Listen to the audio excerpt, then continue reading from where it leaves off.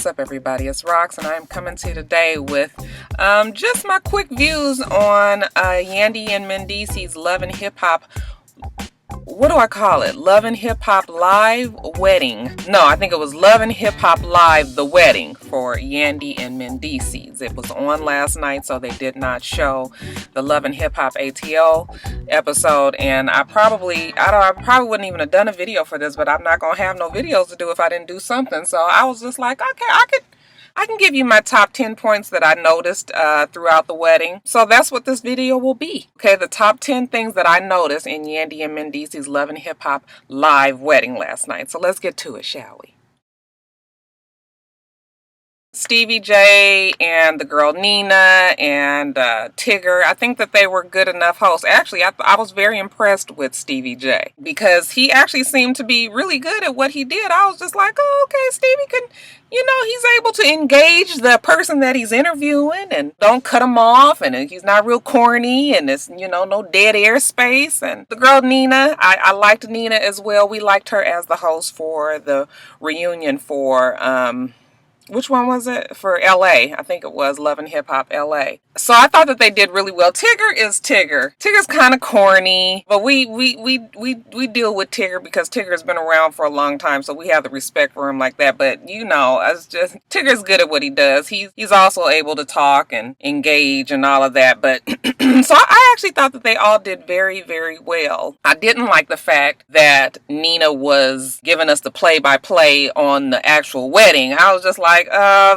we can see everything on the screen. We don't need you to give us the blow-by-blow, Nina, okay? It kind of cheapened it because it gave you that you watching a sports thing and it was a commentator talking. It was just like, no, we don't. When we see weddings, we can figure it out. We even saw Mona's ass walking her ass down that aisle. I was like, all right, Mona, bitch, you better get it. Mona was just like, God damn it, I ain't been working on these damn shows for nothing. You gonna put me in the wedding. But then also, you guys, we do know that Mona and Yandy are really good friends in true real life. We won't forget the picture that's floating around of them when they was back in the day. Back in the day, okay? They both come a long way. They've both been, they seem to have been good friends all the way through. So, it made sense that Mona was in the wedding. But yeah, the commentating and everything, I was just like, no.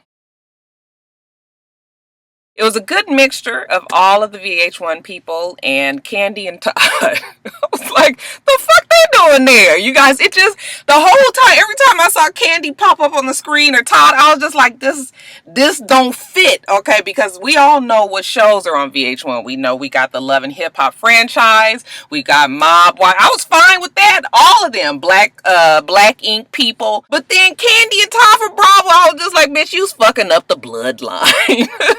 But we all know Candy, okay? Candy, very much like Mona, is a hustler. And Candy was really on there to pimp and promote her damn bedroom candy, okay? Trying to act like she's giving that shit as a gift to Yandy. I was just like, bitch, you better get it how you live, okay? She come opening her bag and digging out the stuff and trying to find her stuff. I said, girl. But the shit just confused me. Every time I saw Candy on there, I was just like, yeah, she don't go with this whole picture. And speaking of all the VH1 people, I thought everybody really looked nice. I'm going to go down my list of people. I wrote down here what I thought everybody looked like. Jocelyn. I thought Jocelyn looked very pretty in her little floral dress. I even thought Carly Red looked nice. Even though, Carly was on her. I won't say crackhead. She was crackhead-ish. She said that she wanted her wedding to be just like that. I was just like, bitch, you don't know Mona like that. Kirk and Rashida was there and they was giving their advice on how to make a marriage last. Okay, she said to make sure that the person is your best friend and that you communicate a lot. So, look, the jokes write themselves, right? I could go on and on about that, but I won't because they not fixing to usurp all my damn time. Old girl both of the chicks from Mob Wives, Renee, and I don't remember what the other girl's name is. Her name Kim? You guys remember the one whose daddy was the snitch on Mob Wives? I only watched that show a couple of seasons, so I don't remember the names, but I thought they looked nice. Okay, Renee said that she's been knowing Mona and Yandy since they worked at Violator. She said she's been knowing Stevie J for 16 years. I was just like, Renee, let me find out you was a thought back in the day. Ray J looked nice in his all black. Okay, Ray J again dropping knowledge on how to respect women. I'm telling you, I just was like, yeah, okay. I'm again, I could say a lot about it, but I won't. He say he love his women in his life. He love Princess. He love his mama, his sister, child, whatever. I saw Bambi and Scrappy back in the background somewhere, and I thought they looked good. Bambi always looks good, honey. Let me tell you, Bambi knows how to represent for the West Coast. We've seen Bambi out and about in Atlanta, and she always looks well put together, as opposed to some other people that, who shall remain nameless. Child, just be looking a mess. Okay, so, yeah, I like the fact that Bambi always looks put together. She might overdo it sometimes, but I'd rather you overdo shit than just be out with a fucking baseball hat, no makeup, just fucked up looking when you know you are on TV and you need to represent yourself well. So yeah, shout out to Bambi. That's my home girl. The West Coast is the best coast. And then we had the mamas. We had Kim and Judy. Okay, that's both. Kim is Yandeecees' baby mama's. Mendeecees' baby mama's mother, and then Judy is his mom, and they both look very nice. Kim always has her limousine driver look. That's just how she roll. Mama D looked very pretty. Hair was beautiful. I was just like, girl, them curls. And then we had Mama Sharon. That was Jim Jones's mother, and I think we were all shocked to see her there. Okay, and she said that that Yandy has always been her baby, so it don't even really matter. I wonder really what her relationship is with Chrissy. We know shit was turbulent for a while, and then they seem to have buried the hatchet. It's interesting though. I just wonder. I mean, I'm sure it could be fine. I mean, maybe bygones, everybody moved on. But yeah, they was giving Chrissy the blues on Twitter last night, saying that somebody said she was massaging her mole, upset that she wasn't getting married. I was just like, you motherfuckers are so wrong. But yeah, it is kind of interesting that Chrissy and Jim Jones haven't gotten married by now. We've all said she just wanted the ring, and Jim Jones did give her a ring, and she seemed to have been happy with that. They was living together and had the kid. I don't know. I think that at this point they need to get married. Like, why are you guys just? I mean, to each his own. I just know that she wanted to get married, so I would have liked to seen them two get married. So, but the way her and what's her name fell out, her and Mona fell out, she definitely ain't gonna get that shit on VH1, honey. Caesar and Duchess, they say that they was enjoying being engaged, just happy to be there. Had Rich and Moniece. Everybody was shocked that they were together. I thought people knew that them two were dating. They've been all over Instagram. They've been claiming each other for a while now. I just thought that it was a gift. I thought people knew, but people were shocked yesterday. It was strange to see them together. It almost feels like he's uncomfortable, that he's really, really in a relationship that's a real one this time, and he don't really know how to be on, because he definitely is not in his full Rich Dollars persona that we normally get. But yeah, they both look nice. Moniece with her, flat flapjack titties. Just like, girl, close it up a little bit. And then who else? Young Jock. Oh my God, you guys, let me just tell you a quick story. So my daughter she graduated from the 8th grade on Friday, and she goes to the same school as Young Jock's son. And I've never mentioned. I may have mentioned it. I'm not sure if I did, but anyway, they go to school together, and I be trying to keep the kids private.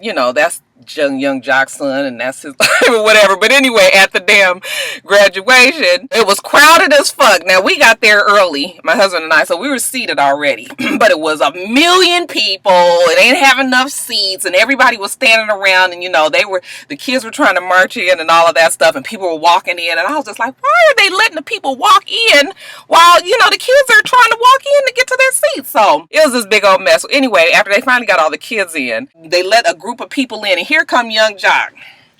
Yeah, this motherfucker had on some damn shoes that glowed on the bottom. I mean, not like the old school LA Gears that just, there was lights that laced in between like the sole. I mean, the whole fucking bottom of the goddamn sole was bright, okay? And they were like a very light, either like a taupe or taupish gray kind of color. And then he had on all white and these fucking glow-in-the-dark shoes. I mean, it wasn't even in the dark. It was bright as shit, okay? He walking and the whole bottom of the shoe just...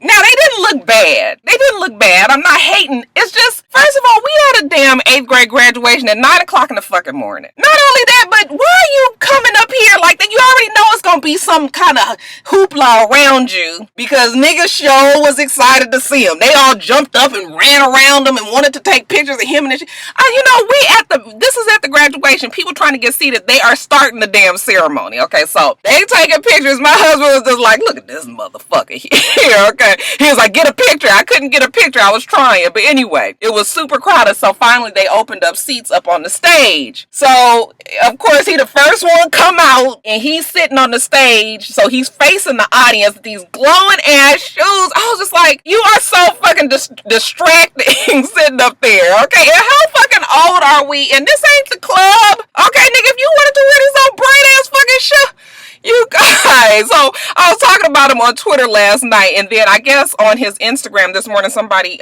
tagged me. If you guys go on Jock, I think his Instagram name is Jock Live. He actually posted a picture of him in his shoes, so y'all can get a picture of these shoes. Okay, yeah, you wear them kind of shoes to the wedding that's gonna be on TV, nigga. You don't wear those to the damn graduation for the 8th grade and cause all this fucking commotion and ruckus. I just was just like. I tell you, black people, we the most special people on this fucking earth. You guys, ain't nobody like us. Nobody. Roll this window down. Battery about to die, y'all. Hold on one second.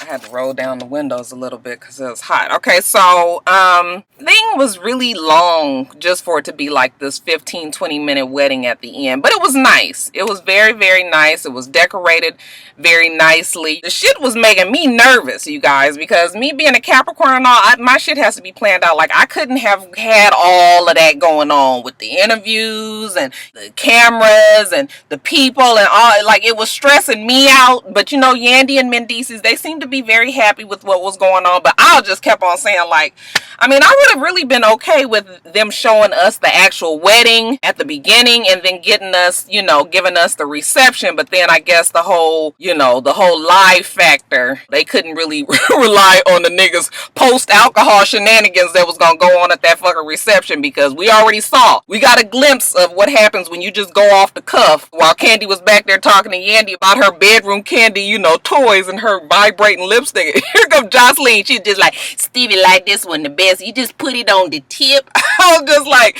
this shit is fixing to change real fast from a fucking wedding. So they probably couldn't have done that, you know, the wedding and the reception live, but it just felt like it just was going on and on and on and on and on, didn't it? And speaking of the decorations and everything, like I said, I thought both Yandy and Mendeecees looked beautiful. You know, y'all know I loves me some Mendeecees anyway. Alex told me that he saw Mendeecees out in New York somewhere and that he's about 5'10". I was just like, 5'10"? That man much taller than I thought. Even though some other people were like, no, Roxanne about 5'7", 5'8". But I was just like, shit, that nigga's still taller than I thought. I thought he looked really nice. I wish he would have kept his beard. I now realize that he looks much more juvenile when he doesn't have any facial hair. Like when he kept his you know, his really nicely manicured beard down there, I think he looks nicer and older. But honey, anyway it go, Ed Mendeecees is fine as shit to me. And Yandy, she still looks like a poisonous frog, but I thought she looked very like a beautiful poisonous frog. Her dress was very, very nice and everything. You know, they really tried to beat it in on us that they paid for everything, and I was just like, nah, what the fuck? Y'all think that we stupid? I mean, the whole purpose of being on a TV show and having your wedding on TV is because it's sponsored. And with the exception, I'm sure they probably paid for their rings. But other than that, yeah, I mean, 90,000 on flowers, 50,000 on dress. Why the fuck not? Okay, that's on Mon Ami. You know, I just was like, now y'all know y'all ain't paying for this shit, so stop all this. You know, even all the manufactured drama that they was trying to come up with, couldn't find a venue, the shit with Mendeecees' mama, all of that. I wasn't buying it, but it was cool enough, I guess, for the show. But yeah, no. Did you guys hear when Mendeecees said that Yandy made him wait 2 years for sex? That was some more shit I didn't believe. Y'all, tell you, I rolled my eyes so fucking hard. I thought them motherfuckers was gonna pop out my head and keep on rolling down the street. I was just like, whatever, Mendeecees. Okay, but if she did make him wait 2 years, we know that he wasn't not having sex some damn way, okay? Because Mendeecees got quite a bit of babies. Between Lil Mendeecees and the baby that Yandy and Mendeecees have together, you know, he has a child that's like a year older than Yandy's little boy. So I'm gonna let y'all do the addition on that. I mean, I know shit happens and everything. I ain't trying to throw no salt in the game. I'm just letting y'all know that if it was 2 years, Mendeecees was still fucking. And while we're talking, somebody's next to me. Just always, always, always. I try to pick a time when ain't nobody next to me and they still next to me. Anyway, and as far as us talking about the kids, you know, Yandy wants 2 more kids. You know, I'm glad Mendeecees seems to have his head on his shoulders straight. I mean, you guys, just a couple of years ago, I was not sure about Mendeecees. I thought he was an asshole. I mean, he's done quite a bit of growing up over these last couple of years. I guess jail will do that to you. And staring at a long-ass sentence will probably put your shit in perspective and let you know what's most important, okay? So you can tell that he's really happy with Yandy. Yandy is definitely the definition of a ride or die. With all the shit that's going on, with him looking at this sentence, you know, and she always wants to speak positivity, and you know, I got all of that. But I don't know if Yandy is looking through life through rose-colored glasses, or if she's just trying to make the best of it and just thinking like, you know what, we gonna get through these however many years he go through to jail, and then we gonna be fine. But to be talking about having kids and shit, just to me, I mean, people do what the fuck they want to do. It's her life. If she can afford to have the kids and she's fine with it, and you know, if they work that shit out on their own, it's fine. But to me, it just seems just a tad bit irresponsible. I don't even know if irresponsible is a word. It just seems like is it not fair to the kids to be having kids and knowing that their dad's gonna be in jail for some part of the beginning of their lives, or you know, I don't know. It just, her keep on saying like, we wouldn't be getting married and we wouldn't have our daughter and everything. Yeah, but that ain't stop, you know, that ain't stopping no fucking show. He still is probably going to go to jail. I mean, we already know that the other people he was the last of the ones to be sentenced. So I'm just glad that Mendeecees has a firmer a firmer grasp on reality. That's the good thing. But like I said, I guess Yandy said we're gonna get through these 5 years or whatever that he's in jail, and then by the time he get out, we just gonna get on with our lives. What do you guys think about that though?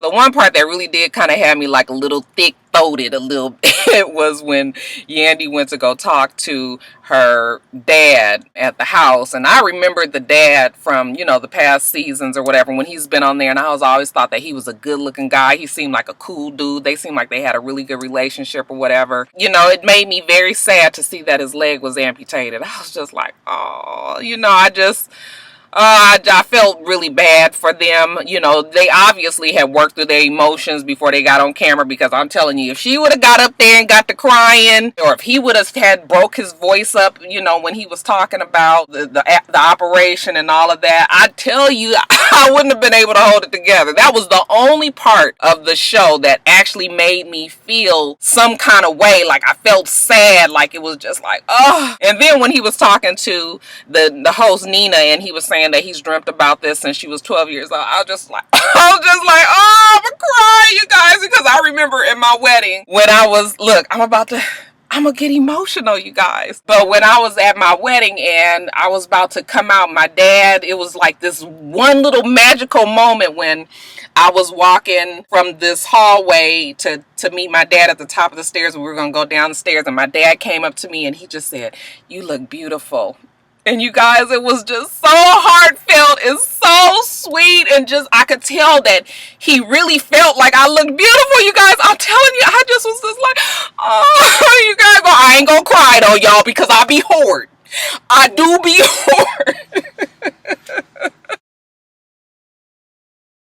And the editing, now I can't harp on it too much because I know that it's live. So, you know, I thought that for a live show they did a very good job. We didn't have no moments where there were any problems, or it looked like they had messed up, or they should have cut to a commercial. We had none of them issues. I just wish that they could have worked it out somewhere that once the wedding got started, that it wouldn't get broken up by commercials. Because I was just like, oh, we're in the middle of a prayer. You know, the good reverend was giving his all to to the good man up above, okay, and they went to commercial. I was just like, no, I didn't want that to happen. I wish they could have worked it out so that maybe they showed more commercials earlier in the 2 hours, so that once we got to the wedding, she could have had a good solid 20 minutes of us seeing the wedding, because that's what the fuck we want to see. We don't want to see a whole bunch of people being interviewed about how happy they are for Yandy. I mean, that's not what I wanted to see the most anyway. But like I said, I know that it's live and shit, and this is the first time that they've done something like this on TV. So I mean, you know, kudos and hats off to Mona. I thought this was a good thing for her to tackle, but yeah, that's the only thing, because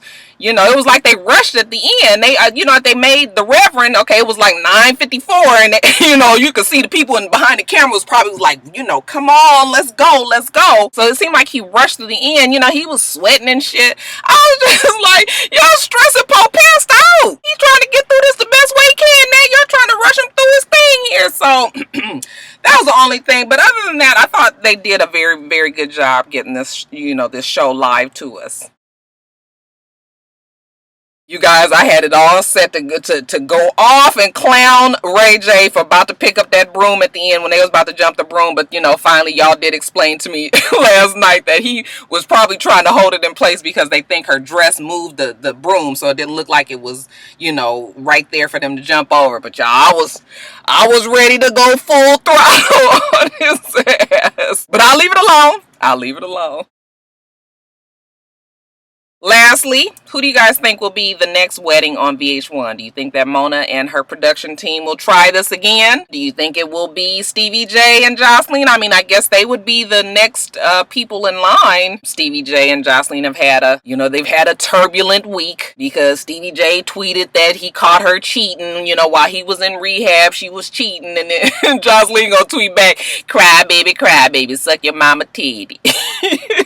I was cracking up, you guys. They go through this shit every single season. It's par for the course. I don't even know if I halfway believe it. They always bring this kind of shit up during the seasons. It seems like to just bring more attention to them. Because why you ain't catching her cheating when the damn season ain't going on? Okay, it's only when the show is back on. So yeah, whatever with the two of them. But yeah, you guys tell me, do you think that Mona and them will do this again, or you think it's because Yandy was really, truly Mona's really good friend that she did this for her? But that was it, you guys. What did you think about the wedding? Did you enjoy it?